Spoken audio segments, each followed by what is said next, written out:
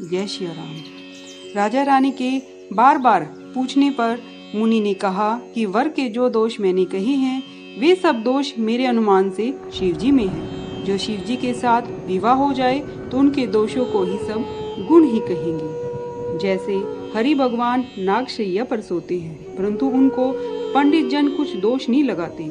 सूर्य और अग्नि सब रसों को खाते हैं परंतु उन्हें कोई बुरा नहीं कहता।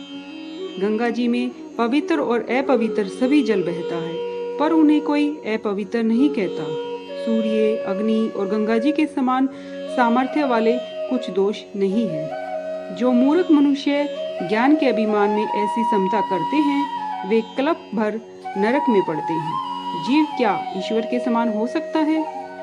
गंगा जी के जल में बनी हुई मदिरा जानकर भी संत जन उसका पान नहीं करते और वही मदिरा अगर गंगा जी में गिरने से पवित्र हो जाती है। इस प्रकार जीव और ईश्वर में भेद है। भगवान महादेव जी स्वभाव से ही समर्थ हैं। इस विवाह के करने से सब प्रकार से भला होगा परंतु महादेव जी की आराधना बड़ी कठिन है। फिर भी वे तप करने से बहुत ही जल्दी प्रसन्न हो जाते हैं। यदि तुम्हारी कन्या तप करे तो त्रिपुरारी शिव जी होनहार को भी मेट देते हैं। यद्यपि संसार में वर बहुत हैं, इसके लिए शिव जी को छोड़कर दूसरा कोई वर नहीं है। शिव जी वरदायक, दिनों का कलेश हरने वाले, कृपा के समुंदर और सेवकों के मन को आनंद देने वाले हैं। शिव जी की आराधना किए बिना करोड़ों योग और जप करने पर भी वांछित फल नहीं पाते। ऐसा कह नारद ने हरि का स्मरण कर पार्वती को आशीर्वाद दिया और कहा, हे हिमाचल, संदेह छोड़ दो, अब कल्याण ही होगा। ऐसा कहकर नारद मुनि ब्रह्मलोक को चले गए। आगे जैसा चरित्र हुआ उसे सुने। पति को एकांत में पाकर रानी मैना ने कहा कि हे नाथ, मैंने मुनि की बातें समझी हैं। जो कन्या के योग्य घर है, वर और उत्तम कुल हो तो इनका विवाह कर दीजिए, नहीं तो कन्या का कुंवारी ही रहना भला है। क्योंकि हे स्वामी, उमा मुझे प्राणों से भी अधिक प्यारी है। जो पार्वती के योग्य वर नहीं मिला तो सब लोग कहेंगे कि पर्वत स्वभाव से ही मूर्ख होता है।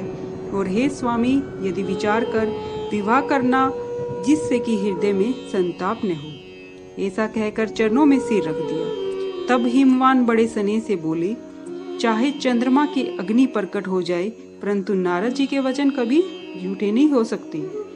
सो हे प्रिय, सोच कर, दूर कर और हरि भगवान का स्मरण कर।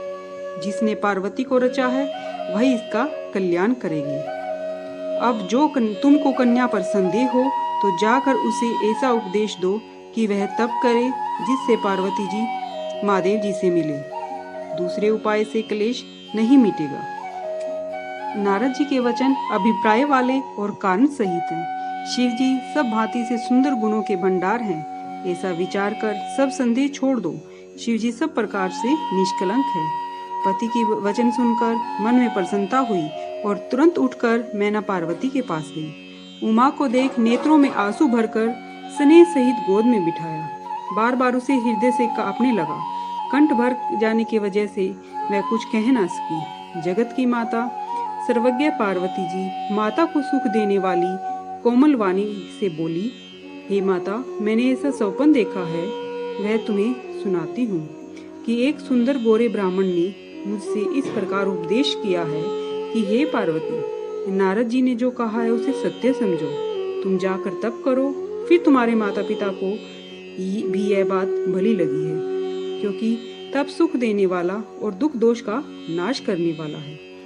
तप के बल से ही ब्रह्मा जगत को रचते हैं। विष्णु इस सब जगत की रक्षा करते हैं। शिव जी संहार करते हैं और शेष जी पृथ्वी का भार धारण करते हैं। हे पार्वती, तप के ही सहारे सारी सृष्टि है। ऐसा जी में जानकर तप करो। यह वचन सुनते ही माता को बड़ा अचरज हुआ। उसने हिमवंत को बुलाकर यह सौपन सुनाया। माता पिता को सब प्रकार से समझाकर पार्वती जी प्रसन्न होकर तप करने के लिए चली। फिर यह कुटुंबी, पिता और माता सब व्याकुल हुए। किसी के मुख से कोई बात नहीं निकली। तब वेद शिरा मुनि ने आकर सबको समझाकर पार्वती की महिमा सुनाई। सुनकर सबको धीरज हुआ। जय श्री राम।